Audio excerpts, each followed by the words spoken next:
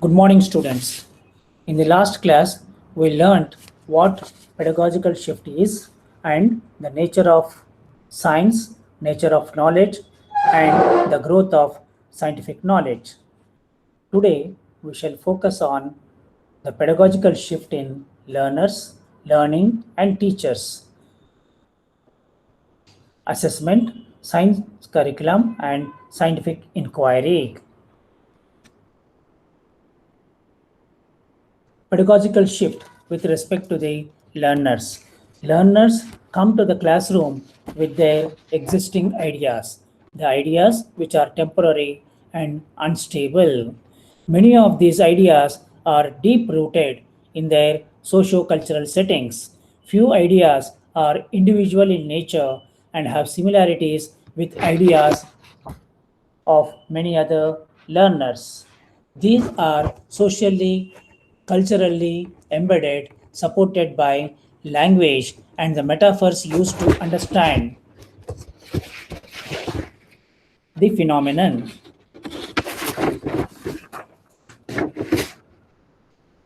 Sometimes the ideas are very contrast and are at odds with the scientifically accepted ideas. So, the teacher's role here is to develop the habit of listening to learners.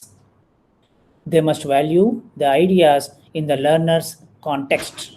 Learners are to be encouraged to critically evaluate their ideas and raise questions on established scientific understanding.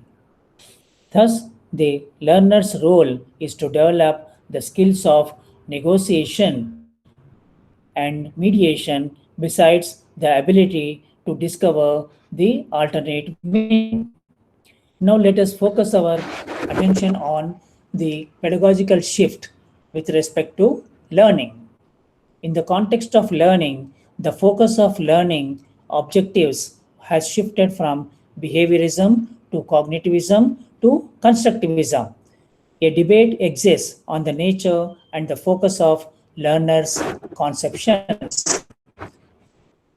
This debate has two dimensions: the nature of students' learning and socio-cultural view of the explanations for the learner's ideas. First, the nature of students' learning and the nature of learning is compared to their intuitive conceptions. This can be explained from individual and social constructivist perspectives.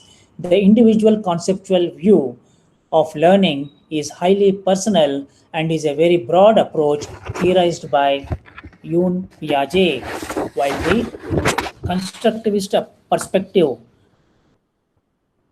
is given by Lev Vygotsky, which is of social in nature. Vygotsky, who considered community at the centrality of knowledge production. He emphasized the role of conversation to challenge the model of discourse of science and the perspectives to interpret scientific evidences. This will provide a richer way of looking at the learner's world. Secondly, explanations generated for the learners in a socio-cultural view is known as situated cognition.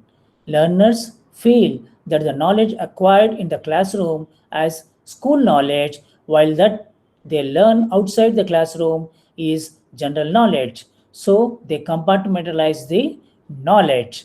Here, social constructivism and the situated cognitivist perspectives facilitate the learners in constructing knowledge. Now let us focus on the teachers. The child centered pedagogy gives primacy to children's experiences, their voices, and active participation in a teaching learning process. This pedagogy nurtures learners' curiosity and provides conducive learning atmosphere with meaningful learning experiences. Thus, the teacher's role is to involve learners actively in the teaching learning process. The learner's capabilities and potentialities are viewed as dynamic, which will be developed through self experiences. So, teachers must encourage them to reflect and test their ideas with the peers and teachers. Here, the teacher uses multiple learning contexts drawn from life situations. Thus, a constructivist teacher is trained as a critical analyzer of syllabi and textbooks, besides being a reflective practitioner of teaching learning process. A major shift has occurred in the teacher's role from a source of knowledge to a facilitator of transforming knowledge and as a supporter in enhancing learning through multiple exposures and encouraging learners to continuously achieve educational goals. Now, the learners have taken the center stage. The teachers recognize that learners' viewpoints are sought and valued. They are motivated to learn as they discover their own ideas and also ask their own questions and try to find out answers for themselves. Thus, the teacher offers learners with the choices and options for learning besides inviting learners' ideas in teaching learning situations and accepting the multiple views of learning, even though they are irrational and not so natural.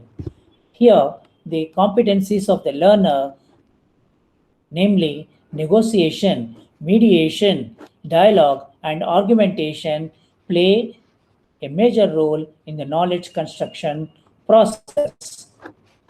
Now, let us see the pedagogical shift in terms of assessment. Assessment has three aspects: the purpose of assessment, mode of assessment, and criteria for assessment. The purpose of assessment is mainly to improve the teaching learning process and to review the learning objectives. To achieve this, routine activities and exercises are to be followed effectively. Assessment of the learners is in terms of their subject areas, attitudes to learning, interest, and the capability of self learning. Mode of assessment is criticized for its unfairness of administering the same type of test to all, which does not cater to the individual differences.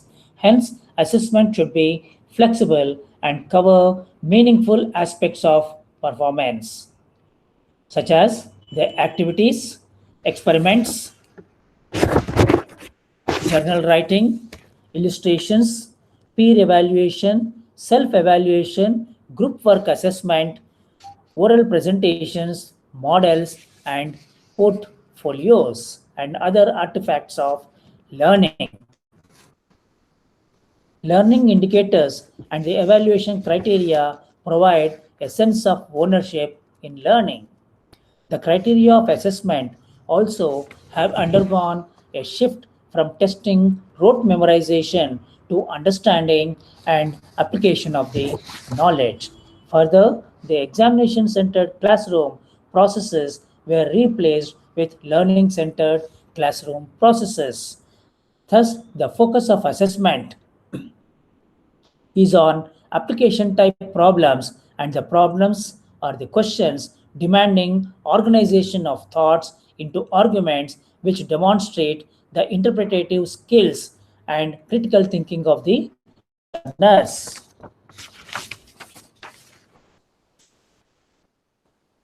Now, we'll understand the pedagogical shift in the area of science curriculum and scientific inquiry. There are three approaches for the transaction of science curriculum in schools. In 1960s and 1970s, implicit approach was prevalent where students doing science felt they automatically understand the nature of science and scientific inquiry. This included the hands-on activities and the instruction of process skills such as observing, inferring, etc. What we understand by scientific inquiry today, the process skills that are learned only by engaging learners in the scientific investigations, was missing in this implicit approach. So, to address this issue in the 1980s and 1990s, education is followed the historical approach.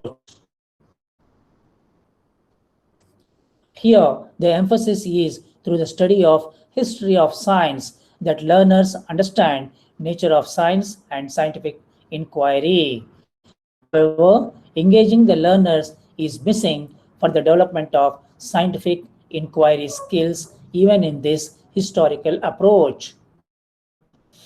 At present, we now follow the explicit, reflective approach of curriculum transaction. This approach has come in response to the earlier two approaches which failed to account for scientific inquiry skills in the learners. The development of scientific inquiry skills is a well planned scientific endeavor in which the learners pose questions or to be answered through the methods used by scientists. Thus, inquiry as a teaching learning approach mean placing learners in situations that are very similar to that of scientists.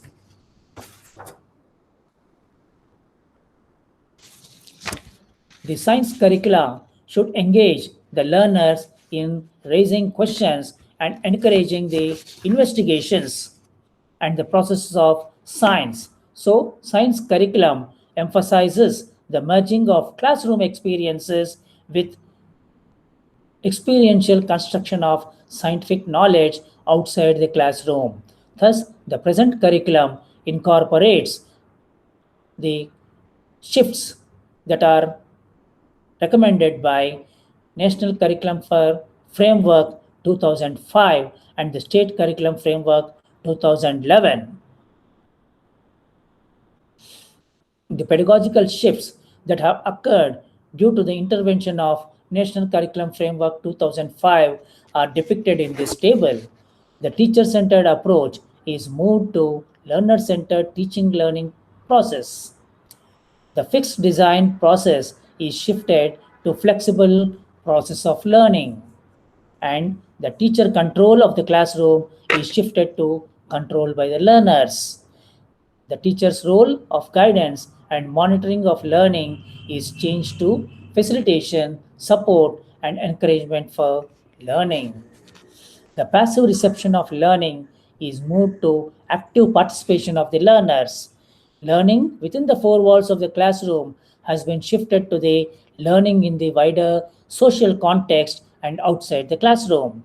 Knowledge, which was viewed as given and fixed, is now being treated as evolving and changing continuously. So now we learn the knowledge as dynamic, which is not fixed. The focus of pedagogy, which was disciplinary, is shifted to the multiple disciplines and is educational in nature. The linear exposure of the content is now viewed as multiple and divergent. We can learn different types of knowledge from different experiences. So also the assessment, which was very short and few, shifted to the assessment from multiple aspects and continuous and comprehensive evaluation, which is multifarious and continuous. To sum up, the pedagogical shift has occurred with respect to the learners, learning, and teachers. The learner is the center of education, and their ideas and the context in which they originated are valued. The active participation of the learners is emphasized in a socio-cultural context. The teacher's role is to develop the habit of listening to the teachers. The purpose, mode, and criteria of assessment have also undergone a major shift. The multiple ways of assessing the student's learning is emphasized with the help of learning indicators. Three approaches of scientific curriculum and scientific inquiry were discussed, among which the only approach which develops scientific inquiry is the explicit and reflective approach to curriculum transaction. Scientific inquiry skills can be developed by actively engaging the learners in the situations which the scientists experienced. All these various pedagogical shifts have been implemented with the recommendations of National Curriculum Framework 2005 and State Curriculum Framework 2011. So, these are the various issues related to the pedagogical shift with respect to learners, learning, and teachers, assessment, the scientific curriculum, and scientific inquiry. Thank you. These are the various references which have gone into the preparation of this e module. Thank you once again.